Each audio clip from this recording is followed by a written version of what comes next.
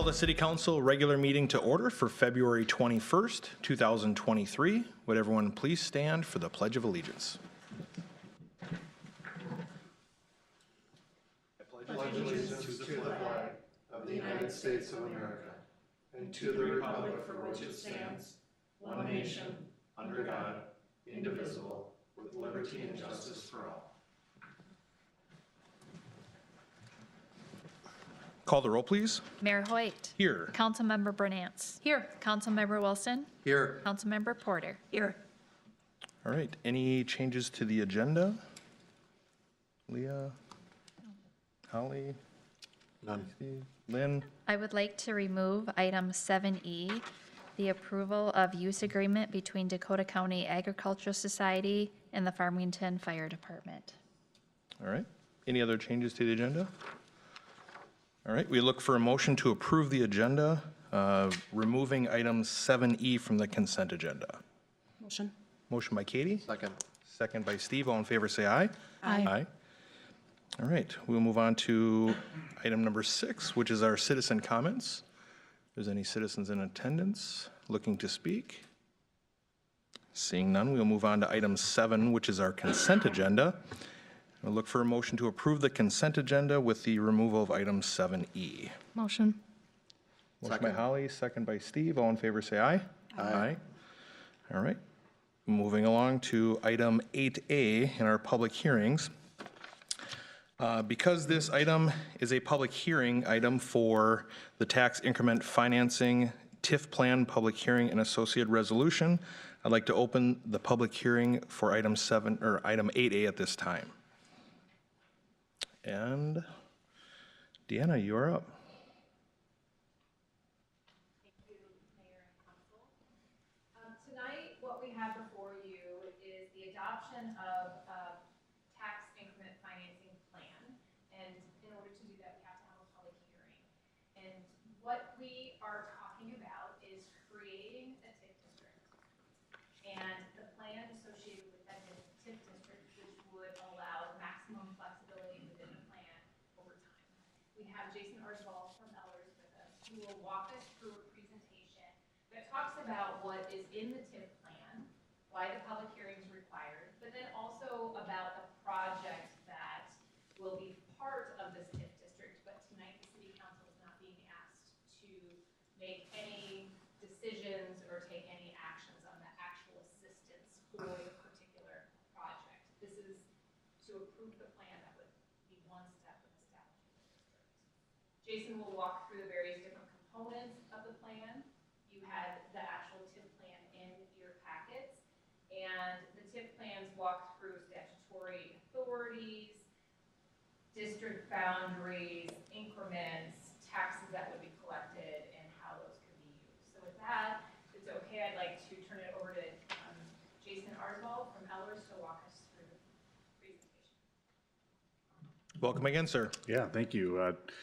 Good evening, Mayor and members of the council. I'm Jason Arzval, the municipal advisor with Ellers. And as Deanna mentioned, we wanted to talk tonight about the TIF plan for TIF district number 15, which is Ebert Downtown Housing Project. We're going to start by just a brief project overview, talk about those TIF plan components that were mentioned. We'll talk about the analysis that was done, the pro forma analysis that was done to establish the but-for test, the fact that the project wouldn't be moving forward but for the assistance that we're contemplating here, and then talk about those next steps that are necessary to finalize the TIF project itself. So just a brief overview. Again, this is a 74-unit market rate rental project. It's part of a downtown redevelopment project with total project costs of nearly $20 million.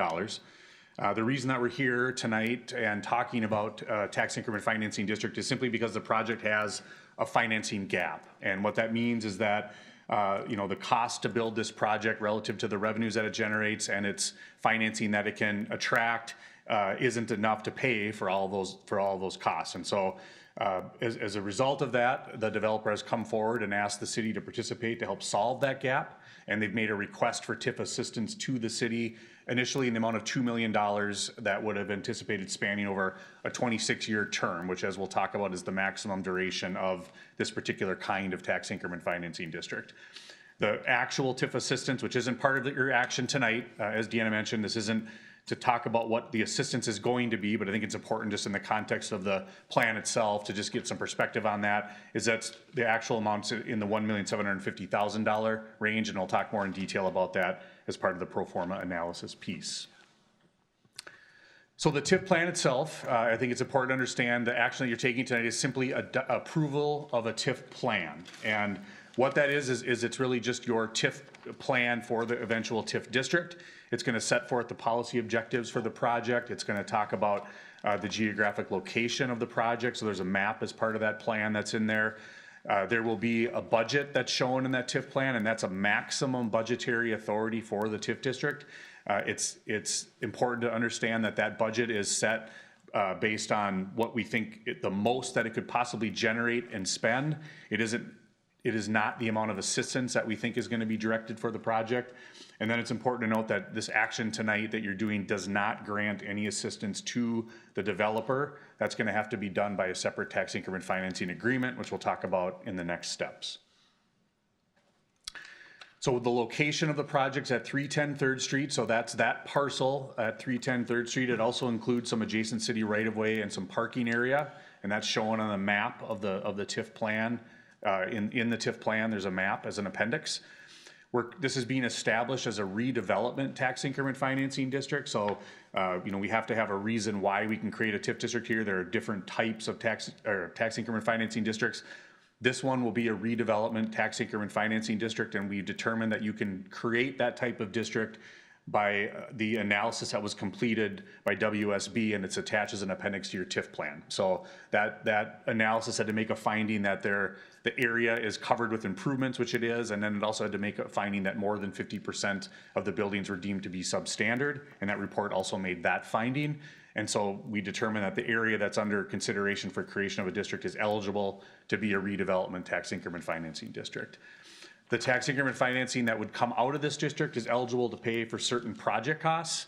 And we talked a little bit about this when you were assembled as an EDA, but what that means is that for a redevelopment tax increment financing district, we can pay for things like land acquisition, demolition, site improvements, utilities, grading, those things that are necessary to cure the blighting conditions that allowed the redevelopment district to be created in the first place. And so we have to spend the money only on those eligible project costs. The TIF plan sets up the district for the maximum 26-year duration, but what we talked about is that the assistance doesn't need to run that long. The assistance is anticipated to run for 20 years. So as Deanna alluded to, the parameters of this district and the plan are being set up to provide you with maximum flexibility. So we set the budget at a high enough level that we're not going to worry about exceeding that. We've used the full duration in the TIF plan so that in case we need it for some reason, it's there, and that we don't have to come back and redo any of this. But you all, as a council and an EDA, will have control over what happens within that district. And just because it's set up with those maximum parameters doesn't mean you need to spend to those parameters or keep the district open for that extended period of time. As I mentioned, there's a budget in this TIF plan, and that budget number looks big relative to the amount of assistance. It's $7.09 million. And so what that is, the TIF plan shows that there are anticipated revenues in the TIF plan and anticipated expenditures in the TIF plan. And those balance out, and both are set that 7.09 million number. The 7 million is made up of the tax increment that we expect to generate in the district, plus any interest that would be earned on the fund balance of those TIF funds while it's there over the 26-year duration. So that's the revenue side. The expenditures are detailing those items that are eligible project costs. So we've got land acquisition, site improvements and utilities, and other qualifying improvements as we've termed it. Also interest paid on the assistance to the developer, which we'll talk about, and the administrative portion of the expenditures that the city can use to pay for its own administration of the district. So that's what makes up the expenditure side of the district. And it's important to know that that's a maximum budget. It just means we can't exceed that. But you'll have full control over what you spend up to in that district based on your actions with the assistance that you grant through a TIF agreement. The number is intentionally high because we've used inflation in the valuation, and we've gone the full 26 years. So it's going to be larger than the amount of assistance we anticipate granting. But again, that's just to provide that flexibility. So As we talked about, the assistance that we're talking about is $1,750,000, 20 years as compared to the budget that you see there, which is obviously a much larger number. What we're expecting and planning for here is that the TIF plan contemplates is pay-as-you-go payments to the developer. And I think that's important to note that what that means is that the city isn't coming up with any money up front to pay for any of this assistance to the developer. The developer has to go out and obtain its own separate financing. And then what you're agreeing to do is only reimburse up to that $1,750,000 and only from the tax increment that is paid in through taxes that the developer will pay for its project and collected in the district and directed back to the developer. In no case will you ever be asked, and the city will not be obligated to pay anything more than the tax increment from this district. So in that way, you know, there is no upfront dollars and no other outside dollars, so no other repayment from the city or taxpayers within the city. At the EDA, I think it's important, we talked about too, and to mention here that the base value that's out there on the property today will continue to be the base value. The taxes that are paid today on that property will continue to be paid to all the various taxing jurisdictions. So nobody's gonna have their tax you know, revenues reduced as a result of this project. And again, we're only redirecting those that are created from the project and directing those back to assistance for the project. As I mentioned, the budget includes an allowance for administrative costs. We set that allowance at the full 10%, which is what's allowed by statute. We anticipate paying out 95% of the increment on the pay-as-you-go note. So that would mean, you know, based on reality, there may be only 5% left over. But again, the budget is set high enough to provide for a maximum amount in the event that there's more there than we anticipate today. So that's the TIF plan. A little bit about how we, you know, I mentioned that we're only here because the project has a gap and we're only looking and contemplating assistance with TIF to help fill that gap. And I think it's important to know that, you know, when you as a council approve a TIF plan, you're making a finding in your resolution that says this project wouldn't be happening but for the tax increment financing that you're providing. And how do we know that we're confident in making that, you know, assumption is that we've gone through this detailed analysis of the developer's pro forma.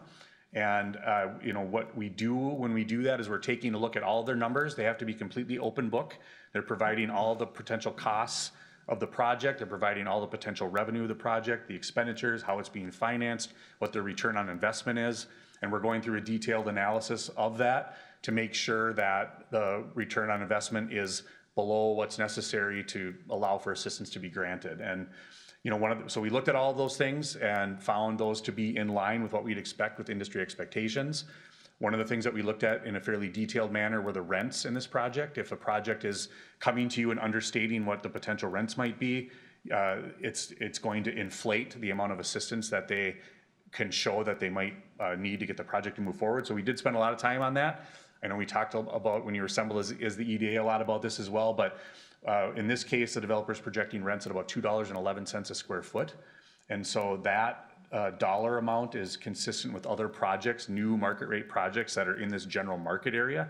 Now, there haven't been any built in Farmington specifically, but in the surrounding communities to the north and east or west, there have been projects. And those are the rent levels that are consistent with those other projects. And then we went a step further and the developer shared the third-party market study that was done, and that market study also confirmed rents actually a little bit below that level, so they're projecting a little bit higher than what the market study had shown. So in that way, we were able to confirm that the revenues were not being understated, that they were being, you know, represented fairly. And through all of that, we determined that yes, there is a need for assistance, that without the assistance that's being contemplated, the project doesn't show a big enough return on investment to move forward and wouldn't get built. And so that's really the fundamental essence of that but-for test. And so when we went through that exercise, however, we did look and say, well, we think 26 years of TIF is a little more than might be necessary just to achieve that basic level of financial feasibility. We were showing returns on cost, yields on cost, that were higher than what over 26 years we would think would be needed in order to attract investment. And you know, in this case, that number was 7.7%. And we typically see 6.5 to 7 being the threshold there. And just briefly, what yield on cost means is we look at what the net operating income is going to be projected from the project, and we compare that against the total development costs, and that's that percentage. And I think what's important is just that what's typical and that we were a little bit outside of that when we looked at the project at the beginning. So then we worked to kind of redo that and say, well, what amount of assistance would be necessary just to achieve that very minimal level of financial feasibility. And we determined that if we pulled the TIF note, the pay-as-you-go TIF note down to 1.75 million, down from 2 million, and that payment spanned over only 20 years rather than 26 years.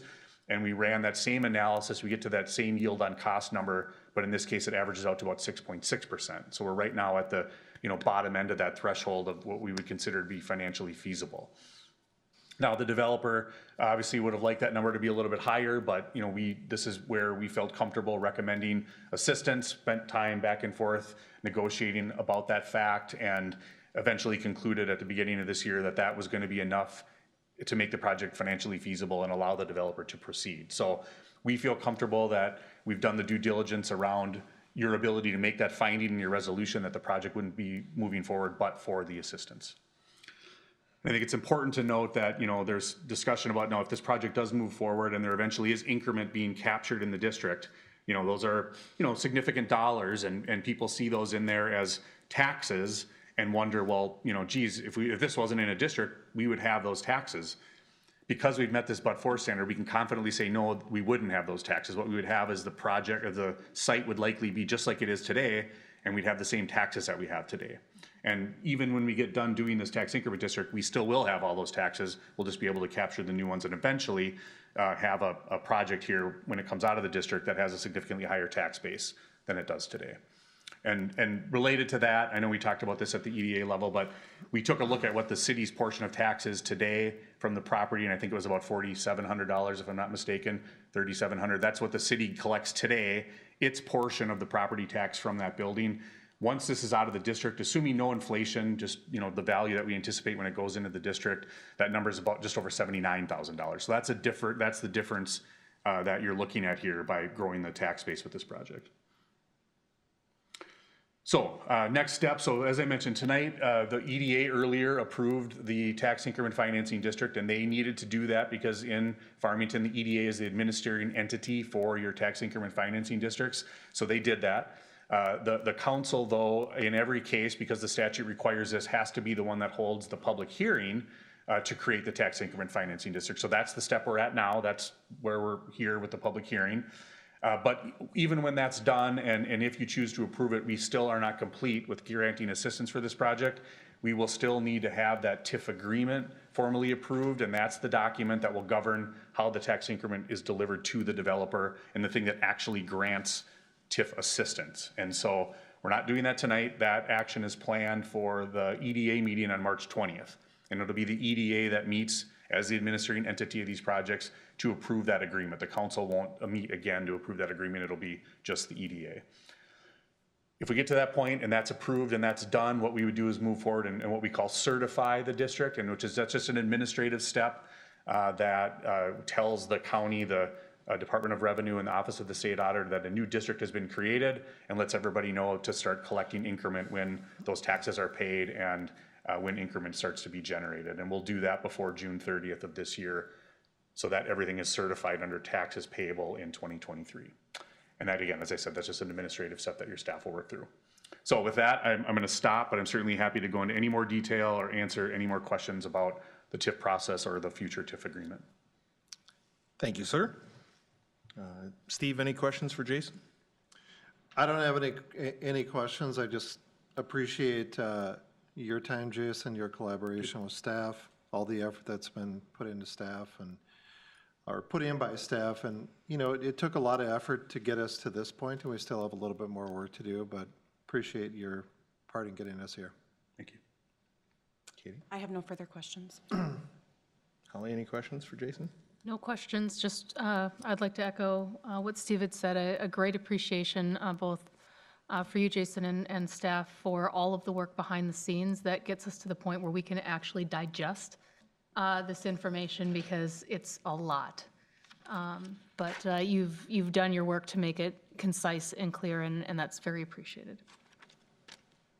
And because this is a public hearing, if there's any residents or business owners or those of vested interest in attendance that would wish to comment at this time, please step forward.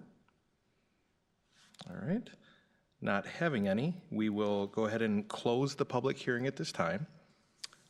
Any deliberation regarding? Mayor, from a TIF district procedural standpoint, do we need to actually have a motion to close the public hearing, or can you just close it? This would be the time where we as a council would converse and/or express any opinions. And then from there, once the deliberation is over, we would seek a motion for the approval, Okay, the great, amendment as thank it's you. submitted. If there's any other, You know, I guess for a point of clarification, you know, for those that are new to this or not following, one of the things that I would like to, I guess, bring up is that this seems like an exciting opportunity for a space that has a lot of work that needs to be done, and not a lot of interest in the work being done outside of a TIF plan. And so I just recognize that, and it's just something that I want to make sure that, you know, others understand that it's recognized that there are and have been opportunities for people to invest in that particular area, and it's just not happened up to this point. And so it's an exciting turn. Katie or Steve? I don't have any further comments or questions, no. At this point, no. Okay.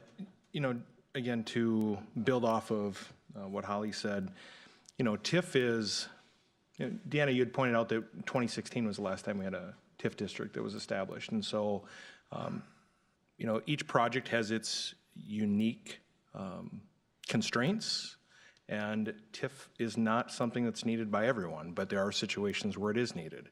And it's a tool that exists in the toolbox that has mechanisms by which we have to look at and consider, and then look at the long-term impacts on our residents and our base. And, you know, I appreciate Jason's involvement and Deanna's time and, you know, anyone that's been involved, getting it to this point to make sure that, you know, it does meet all of the criteria and we vetted it properly.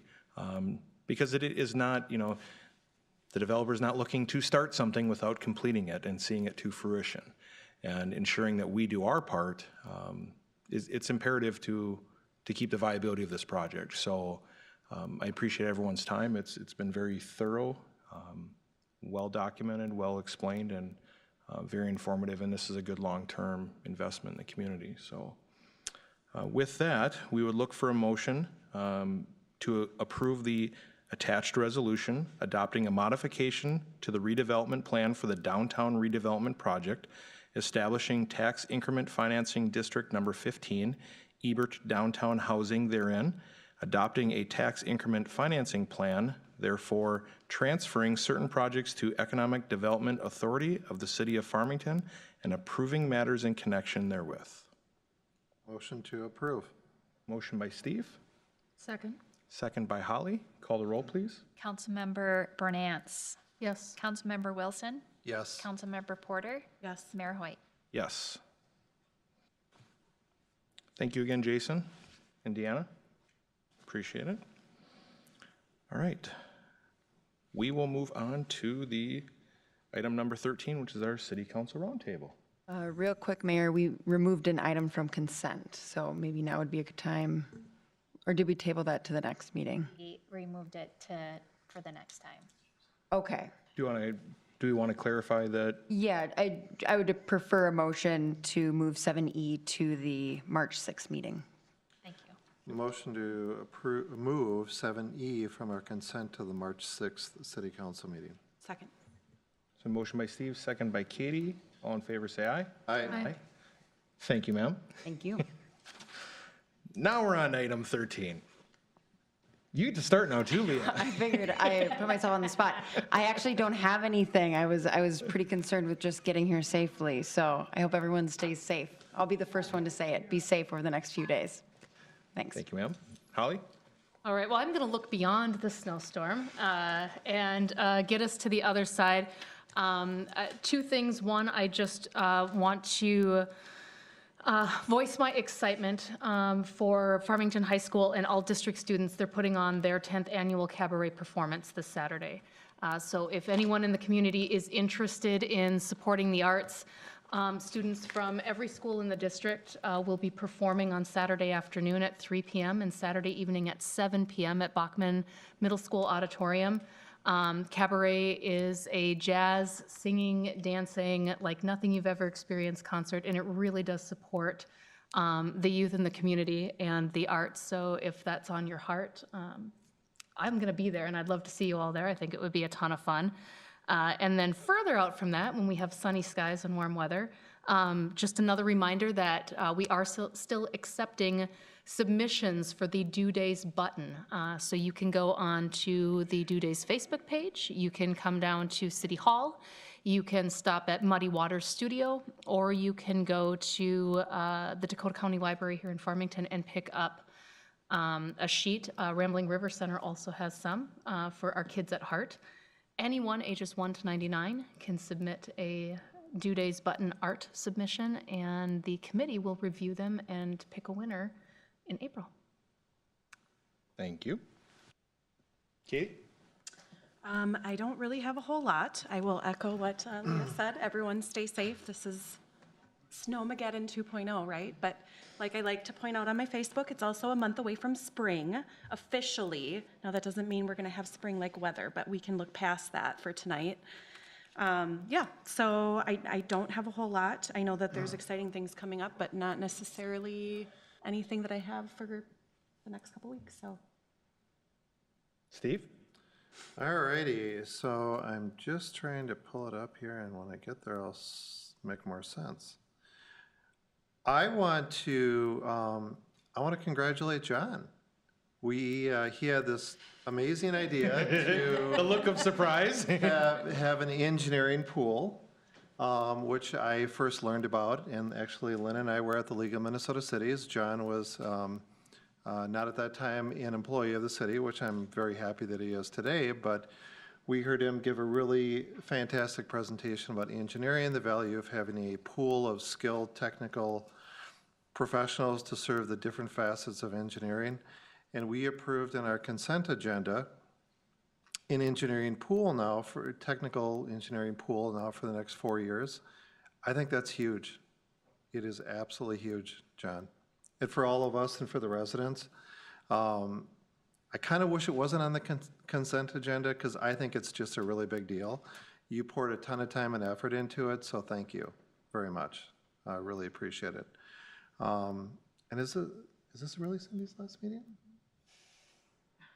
I know you didn't want any recognition, Cindy, maybe publicly, but you're just an amazing person. I think when I moved to Farmington in 2004, you might have been one of the first people I met.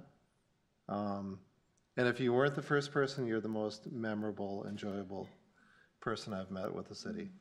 You know, nobody manages elections the way you do. I think you're looked at within Dakota County as the leader within elections. You know, anybody that would challenge election integrity and even suggest that Farmington doesn't have ethical elections that are honest and serving our residents would need to come to you to confirm that, yep, we do it right. I mean, there's so many amazing things that I could say about what you've done here, Cindy, but you're going to be missed. I am going to obviously miss seeing you, but I'm looking forward for you for what comes next. So thank you so much. Lynn? Well, I too want to thank Cindy for your 24 years of service, and I am so grateful that our paths met. I'm grateful that you were so welcoming to me when I came to the city, and really have helped me out in all assets. So we are a better place because of you, and I want to thank you. And on that, I have a couple other announcements that city operations will be closed on Thursday due to the upcoming weather. And those operations include the police lobby, the liquor stores, RRC, City Hall, Ice Arena, the outdoor rinks, and the warming houses. The Public Works and Parks and Fire and Police will be out protecting us, but please remember, if you do not have to go out, please do not go out to put other people at risk. And thank you to the Farmington's Lions Club for inviting me to speak at their last event. It was great to get to know all of them, and I appreciate the invitation. And that's all I have. Thank you. Thank you. Deanna? Thank you, Mayor and Council, and I also echo everything everybody has said about Cindy. She has been extremely helpful in my short tenure here, and I've appreciated all of it, and you will definitely be missed by all of us. So the only other thing is I'm super excited. We've talked about our comprehensive plan update and vision process, and the responses were due last Friday, and we'll be moving forward with that and bring that back in front of the council for discussion. So that will be a really exciting process for this community, and I'm looking forward to working with each one of you as we embark upon that journey. So that's what I have. Thank you. Thank you. John? Thank you, Mayor and council members. I'd like to add my thanks to Cindy. It seems, excuse me, whenever I'm looking for something, an old agreement or something, I get an answer, but then I say, well, or you could just ask Cindy. And then, she would find it for me, and I'm very thankful. I do have the consultant pool. I am very thankful for council support on that. There were 10 different staff that reviewed those statements of qualifications from police, fire, public works, parks, engineering, really across all groups. It took that level of effort to get through all those statements and to come up with the pool, and I'm very happy to have that in place and have those resources to draw upon now.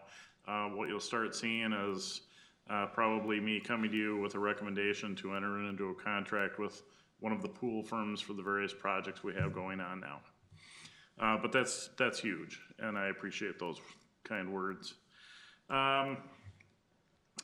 Something that may have gone unnoticed, the city's road grader is back in action.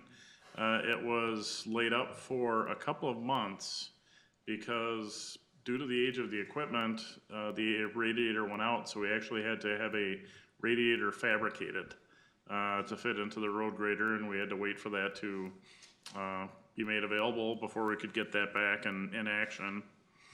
The mechanic and Public Works and I are looking at fleet management software, so the software that's used to track all the maintenance that's done to the various pieces of equipment and vehicles.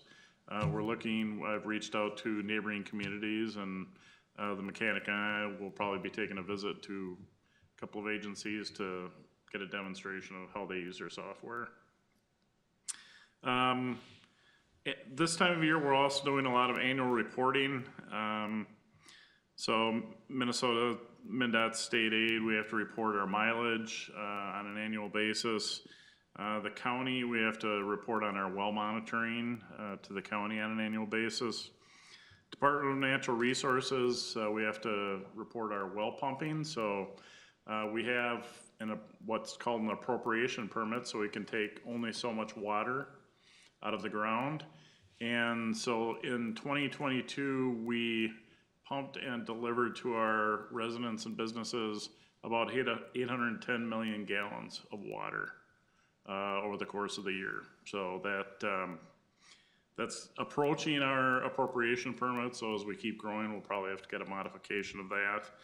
And finally, yes, we do have some snow outside. So the crews will be in at 3 o'clock tomorrow morning doing a full plow. We may have to hit the priority routes again before the next phase of the snowstorm arrives.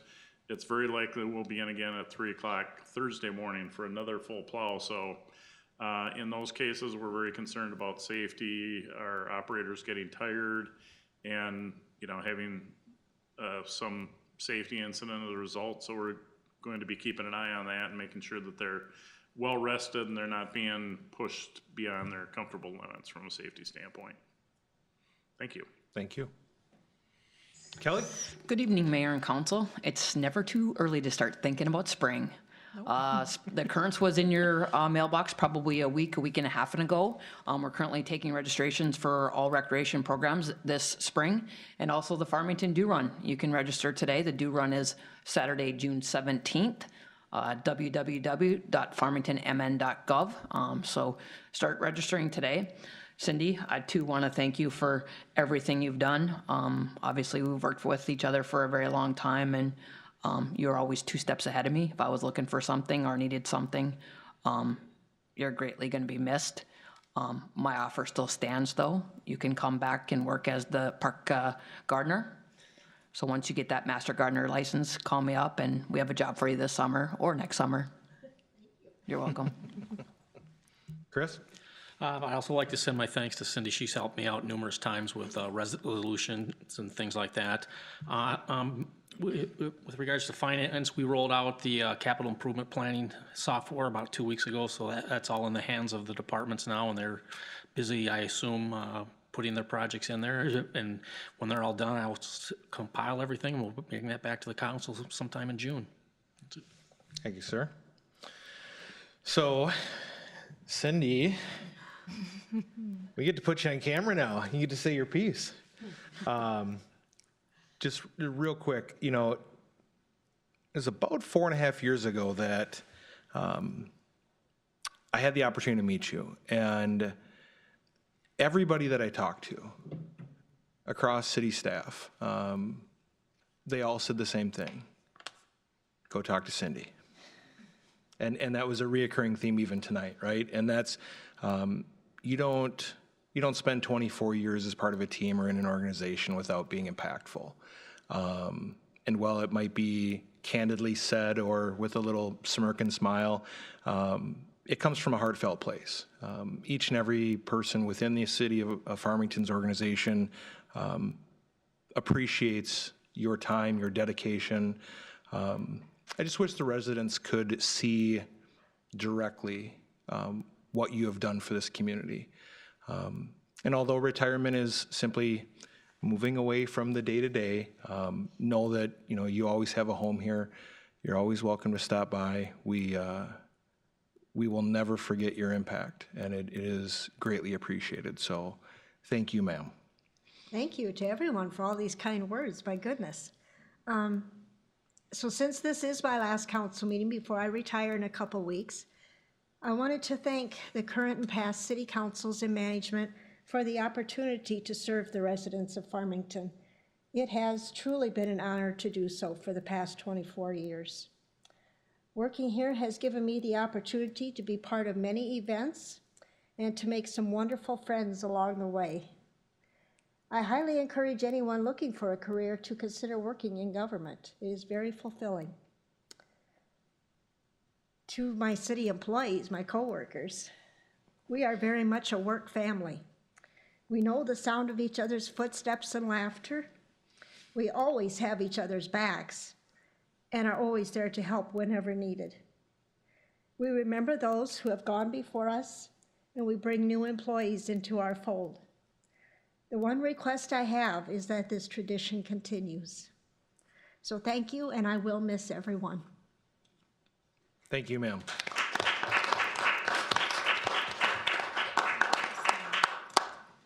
And for your going away party, we have a live band and we have festivities planned. And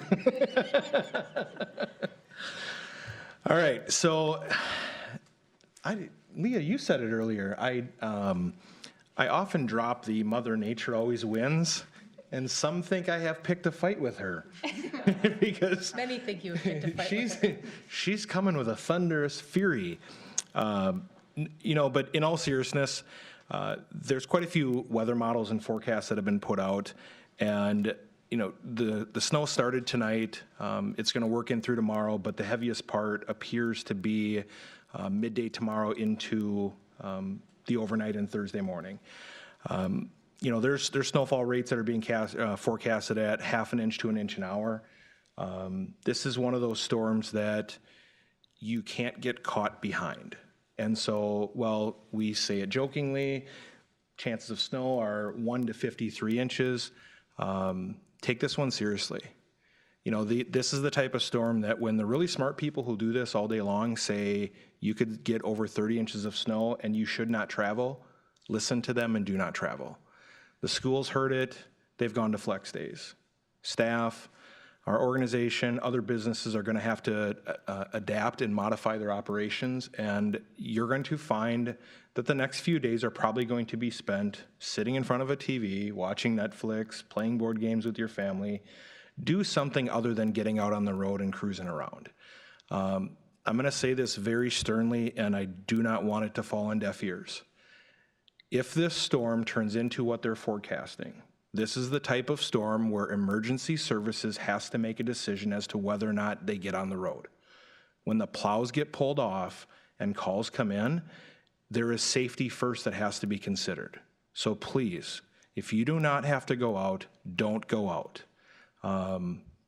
Bad storms, cars find ditches, and they don't get found until after the storm has passed. Whiteout conditions do not just exist at night. In most cases, they are worse during the day.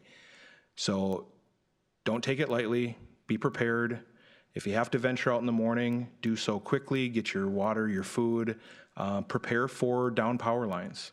There's winds of sustained over 30 miles an hour, gusts over 50. If your power goes out, it may be days before it's restored. So just do not underestimate what this storm could bring to us. Hunker down and just take a couple of chill days and work remotely again. But let's be safe, and like I say often, Mother Nature always wins, and she's going to win this one. So with that somber message, I would look for a motion to adjourn. Motion. Motion by Steve, second by Katie. All in favor say aye. Aye. And we are adjourned at 7:41.